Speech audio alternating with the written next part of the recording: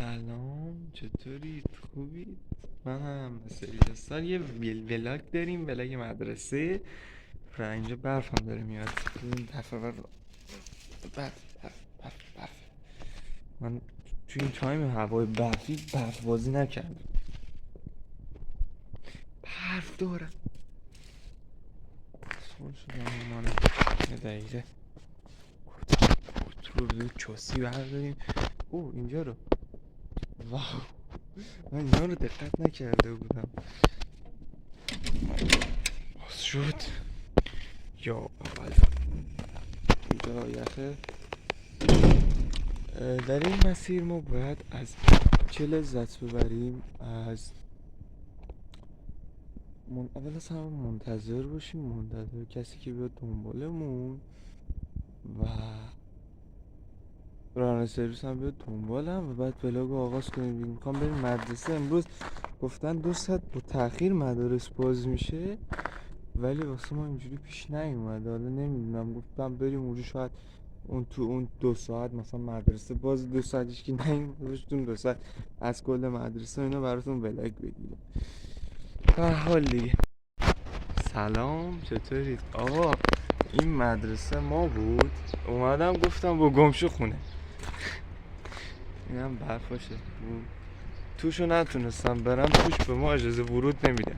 واسه حداقل دستشویشو که میتونیم بریم تو دستشویی که من باش خاطره دارم و نشون بدم. کفشو بعدیه اصلا توی سرما گند پوشیدم. این دستشویشه، چرا چراغ نداره مهم نیست. من اینجا یک بار یک زنگو پیچوندم اومدم کلا اینجا.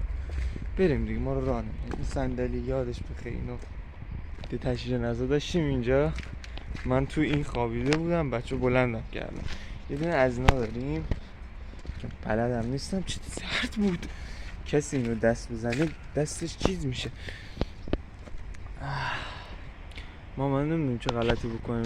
جالبه هوا سرده، میگم ما رو بذار راه بده بیایم توی چیز. رام نداد منو، اصلا عجیب. گفتم ما رو راه بده بشینم تو کلاس، گفت نه رات نمیدم برو گم شو.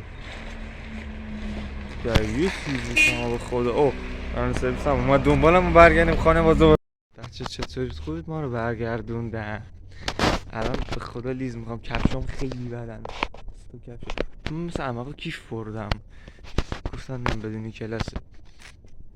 البته قبلنش هم گفته بودم بدون کلاسه، ولی خوب نزدیک بود لیز میخوام. آره یا خدا ببخشید کشور دوربینم آتشغالیه، گوشی تخمی برداشتم. کلا این تخمی یه دونه تخمی برام پدر مادرم گذاشتن برای درس خوندن، برای درس برف بود.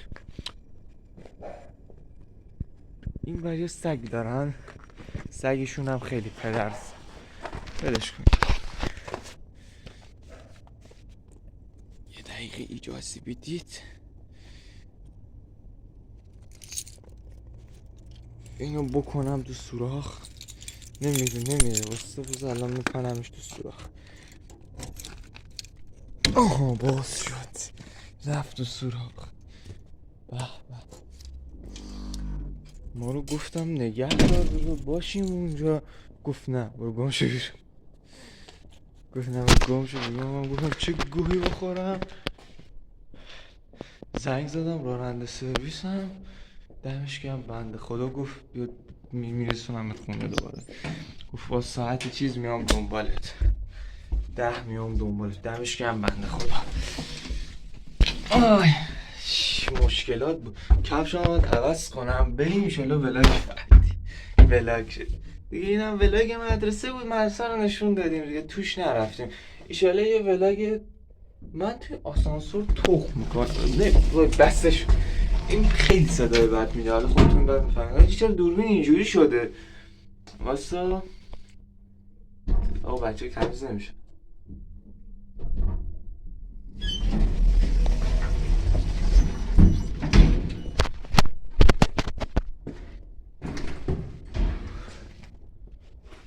الان میبینی جاکش میره بالا، اون بکن لا لعنتش کنه. باید آسانسور تخمشون